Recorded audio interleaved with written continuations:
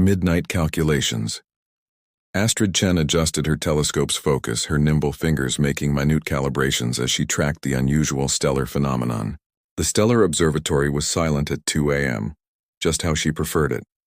The massive dome housing the world's most powerful optical telescope was her sanctuary during these graveyard shifts that nobody else wanted. "Come on, show me your secrets," she whispered to the distant pulsar.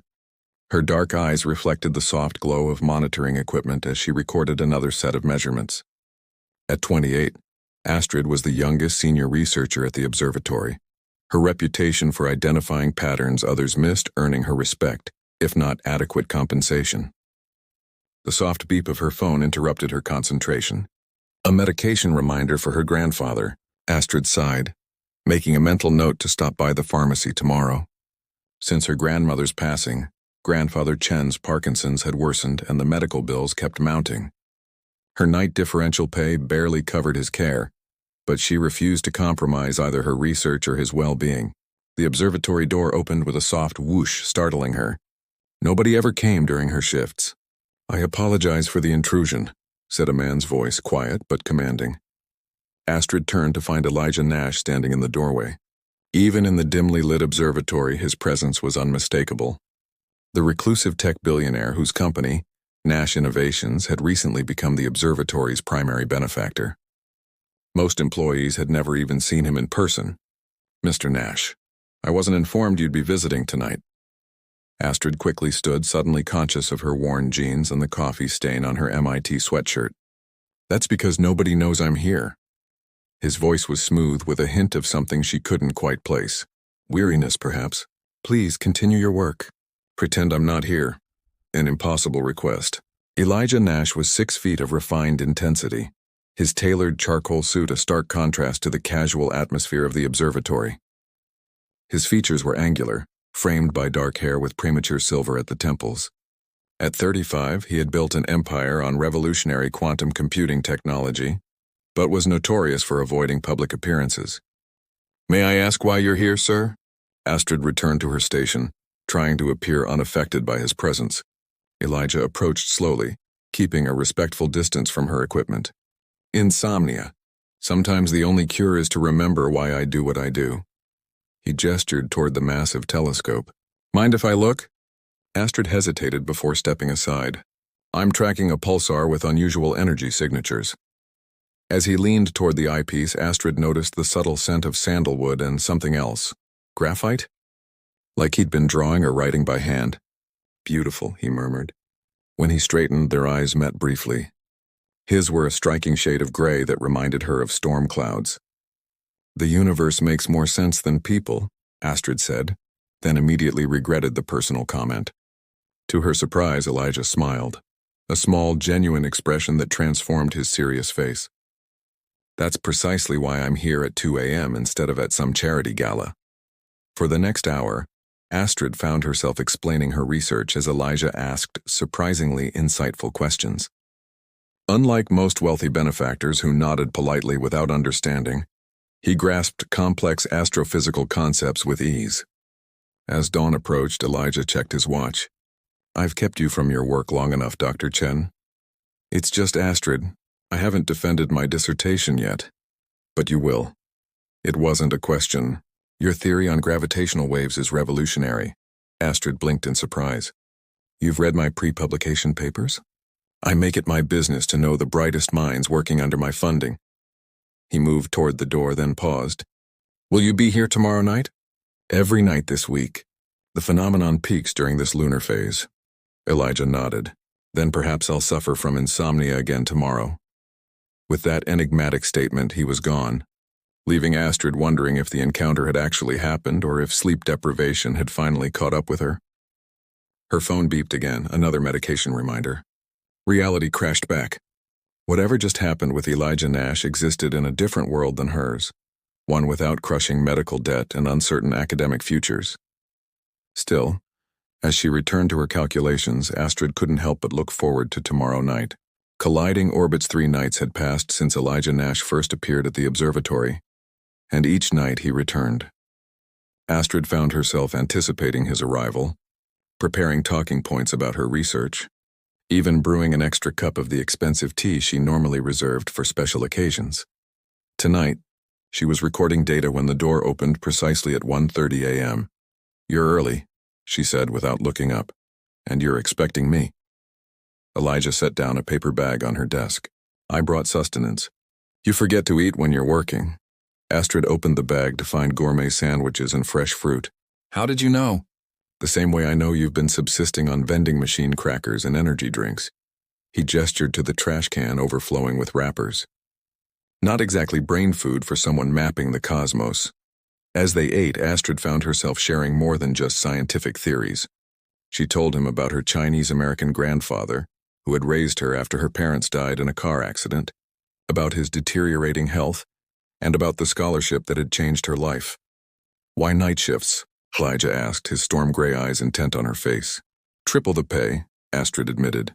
"Grandfather's medication isn't covered by insurance, and I can work uninterrupted." She hesitated before adding, "Actually, I have a job interview next week." "At Galactic Technologies, a Phillips company?" Elijah's voice sharpened. "They're my biggest competitor." "I know. But they're offering almost triple my salary here plus benefits." She avoided his gaze. "I can't keep doing research while grandfather suffers." Elijah was silent for a long moment. What if there was another option? Before Astrid could ask what he meant, her supervisor, Dr. Reeves, burst in, stopping short at the sight of Elijah Nash sitting casually on her desk. "Mr. Nash, we weren't expecting, what a pleasant surprise." Dr. Reeves smoothed his rumpled lab coat. "Just checking on our investment, Doctor." Elijah's tone changed, becoming coolly professional. "Dr. Chen has been explaining her fascinating research." Dr. Reeves shot Astrid a surprised look. "I see. Well, we're certainly proud of her work." "As you should be. I'll be increasing funding specifically for her department." Elijah stood, straightening his jacket. "Send the paperwork to my office." After Dr. Reeves left, practically floating with excitement, Astrid turned to Elijah. "You didn't have to do that." "I didn't do it for you," he replied, though his eyes softened. "Your work deserves proper funding." The next morning, exhausted but unable to sleep, Astrid visited her grandfather in his small apartment. The once brilliant engineer now struggled with simple tasks, his hands trembling as he attempted to pour tea. "Let me," she said gently, taking the pot from him. "I had a visitor yesterday," Grandfather Chen said as she poured. "A young man, very respectful. He wanted to discuss my patents from the 1980s. Astrid froze. "What patents?" "What man?" "The quantum stabilization designs. Said his company might be interested in licensing them." He smiled, the wrinkles around his eyes deepening. Nash, I believe his name was. Heart pounding, Astrid checked her phone to find an email from Galactic Technologies canceling her interview. Another from Dr. Reeves announced her promotion to department head with a substantial salary increase. That night when Elijah arrived, Astrid was waiting by the door. "You pulled strings," she accused. "The promotion, the canceled interview, visiting my grandfather." "I did." He didn't deny it. "Your grandfather's designs were brilliant but forgotten. My company can actually use them and he deserves compensation." Elijah stepped closer. "As for the promotion, I merely pointed out your value to people too blind to see it." "I don't need your charity," Astrid said, even as she recognized the hypocrisy. She had been ready to abandon her research for money just days ago. "It's not charity, it's investment." Elijah's voice was low and tense. "In brilliant minds. In the future." He paused, his hand hovering near hers without touching. "In possibilities I hadn't considered until I met you." The air between them charged with unspoken potential, like the moment before lightning strikes, terrifying and exhilarating all at once. The Observatory Gala was Stellar's biggest fundraising event of the year, with wealthy donors and scientific luminaries gathering to support astronomical research. For the first time, Astrid found herself attending not as a background researcher but as a department head, wearing a midnight blue dress that had consumed half her new salary. "You look lost," came Elijah's voice from behind her.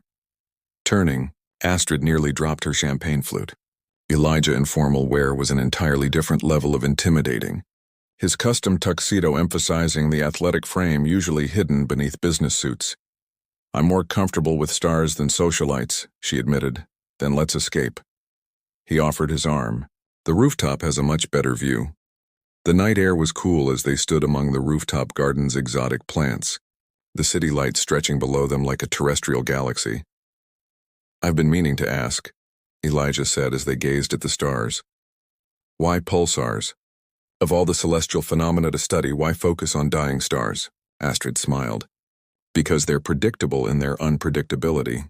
Their radiation patterns tell stories about the universe's history. She hesitated. And because there's beauty in something that continues to emit light long after its death. Like your parents living on through you, Elijah said softly. She turned to him, surprised by his perception. Yes. His hand found hers in the darkness, fingers intertwining with a gentle pressure that sent warmth cascading through her. When he leaned closer, his breath warming her cheek, Astrid closed her eyes. Their first kiss was gentle, questioning, a hypothesis being tested. The second was deeper, a confirmation of data. By the third, all scientific metaphors had fled Astrid's mind, replaced by the simple reality of his arms around her, strong and certain. I've wanted to do that since the first night, Elijah murmured against her lips.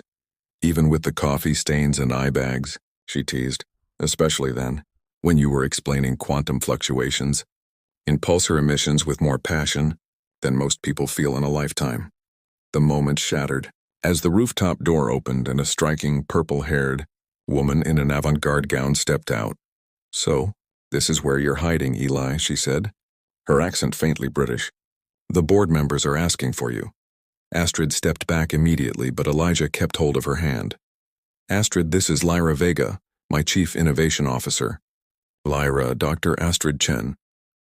Lyra's unnaturally violet eyes assessed Astrid with unsettling directness, the astrophysicist. Your algorithms have been most illuminating.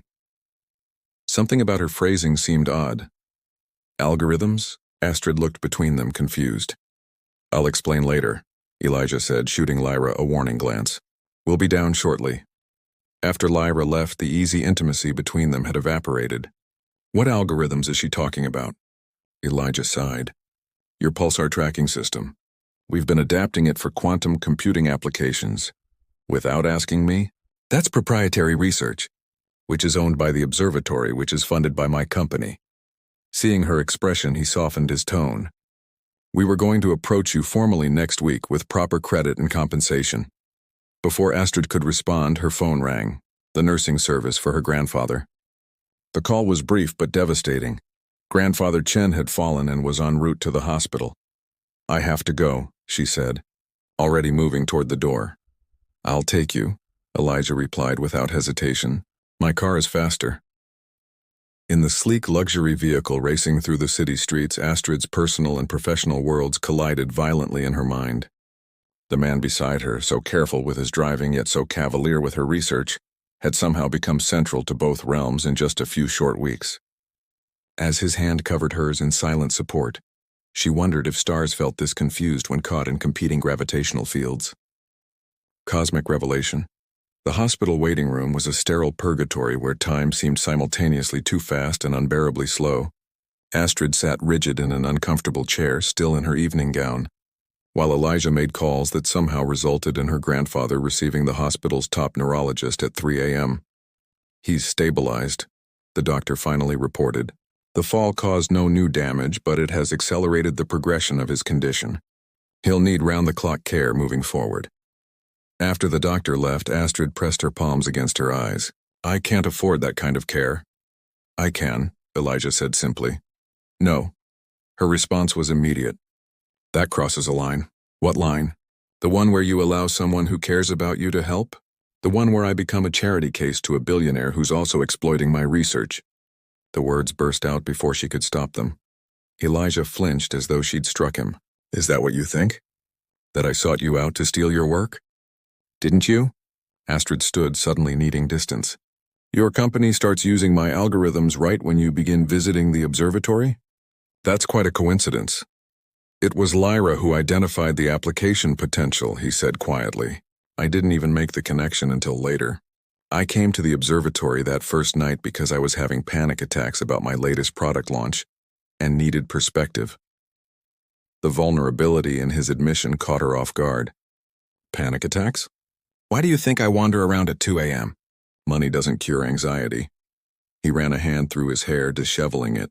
Your grandfather reminded me of my mentor who died last year. The only person who ever believed in me when I was a scholarship kid with too many ideas and not enough connections. Something in his expression made Astrid believe him. Despite her reservations, I need time to think, she finally said. Take all the time you need. He handed her a keycard. My penthouse has a guest room. You'll be closer to the hospital. Astrid was too exhausted to argue. The penthouse was predictably luxurious. But what surprised her was the telescope by the floor-to-ceiling windows and the walls covered with hand-drawn astronomical charts. While exploring, she accidentally opened Elijah's home office. Inside, projected holographically in the center of the room, was a simulation of her pulsar phenomenon, but altered, expanded, calculating something far beyond her original parameters. It's beautiful, isn't it? Lyra's voice behind her made Astrid jump. She hadn't heard the purple-haired woman enter the penthouse. What is this? Astrid asked, staring at the complex patterns. The future. Lyra moved to stand beside her, violet eyes reflecting the holographic light. Your algorithm restructured to communicate across quantum states. This isn't possible. Astrid shook her head. These patterns suggest that pulsars aren't just emitting radiation but information. Lyra smiled, revealing teeth too perfect to be natural. You're close, Dr. Chen. Closer than any human has come before. The strange phrasing made Astrid turn to fully face the woman. Who are you? A visitor like Elijah was to your observatory. Seeking knowledge. Lyra's smile widened. My people have waited centuries for someone to notice what you discovered in those pulsar patterns. Understanding dawned with terrifying clarity. Your people aren't from here. Here is a relative concept when discussing quantum entanglement across galaxies. Lyra touched the simulation, fingers passing through the light. Elijah doesn't know. He thinks I'm merely eccentric. Astrid's scientific mind raced with implications even as instinct urged her to flee. Why tell me this? Because you have a choice to make. Lyra's violet eyes seemed to glow. About which stars you wish to reach for. Dawn was breaking when Elijah returned to find Astrid on his balcony, wrapped in a borrowed robe, staring at the fading stars. Your chief innovation officer is not human, she said without preamble. Instead of dismissing her claim as absurd, Elijah sighed heavily. You figured it out. Faster than I did. He joined her at the railing. I suspected for months but confirmed it only recently. She told me everything. About her people using pulsars to communicate across galaxies. About my algorithm accidentally tapping into their network. Astrid turned to face him. Why didn't you tell me? Would you have believed me? The billionaire claiming his business partner is an alien? His laugh was hollow. I sound deranged even saying it now. What does she want? Knowledge exchange. Her quantum computing insights for our astronomical data. Elijah's hands gripped the railing. Nothing sinister. They've been observing Earth for centuries. Astrid processed this, her scientific mind both terrified and thrilled by the implications. And us? Was that part of her plan too? Elijah's expression softened as he reached for her hand. No, that was the universe's plan, perhaps. Two insomniacs finding each other in the dark. The sincerity in his voice penetrated the walls of doubt she'd built. My grandfather is being moved to the best care facility in the country. Not as charity, but because we're licensing his patents properly. His thumb traced circles on her palm. I should have been transparent from the beginning. About Lyra, about your research applications. I'm not used to needing someone's good opinion. The morning light illuminated his face, showing the vulnerability beneath the powerful exterior. Astrid realized that despite their different circumstances, they shared the same isolation. She in her nighttime observatory, he in his penthouse above the world. I met with Lyra earlier, Astrid said. She's offering me a position heading a new research division, combining astronomy and quantum computing. Working directly with her people's technology. Will you take it? That depends, she stepped closer to him, on whether my boss will be a controlling billionaire or a partner who respects my work. Elijah's smile was slow and genuine. I was thinking more along the lines of co-director, equal authority, equal stake in the discoveries. And us? What are we? Instead of answering with words, Elijah pulled her into his arms. This kiss was different from those on the rooftop, unhurried, certain a promise rather than a question. Astrid felt herself responding, her hands finding their way under his shirt to trace the warm skin beneath. "We're still discovering that," he murmured against her neck, "but I'm committed to the research." They moved inside, the bedroom door closing behind them as clothing gave way to skin against skin, exploration becoming more intimate with each passing moment. Their bodies found a natural rhythm, as predictable and yet surprising as the pulsars Astrid had dedicated her life to studying. Later, wrapped in tangled sheets, Astrid rested her head on Elijah's chest, listening to his heartbeat slow to normal. "The universe is stranger than we ever imagined," she said softly, "and more wonderful." His fingers traced patterns along her spine. What happens now? Astrid thought about the extraordinary path that had brought her here, from lonely nights tracking dying stars to discovering life beyond Earth, from struggling to pay medical bills to co-directing revolutionary research. "Now we navigate uncharted territory," she said, "together." As morning sunlight filtered through the windows, illuminating two people who had found each other across the vast improbability of existence, Astrid thought that perhaps the most astonishing discovery wasn't alien life or quantum communication, but the simple miracle of connection. How two souls could recognize each other even in the infinite darkness of space. In the building's research lab several floors below, Lyra smiled to herself as she monitored the pulsar communications. The humans were falling into place exactly as predicted. Soon the real work could begin.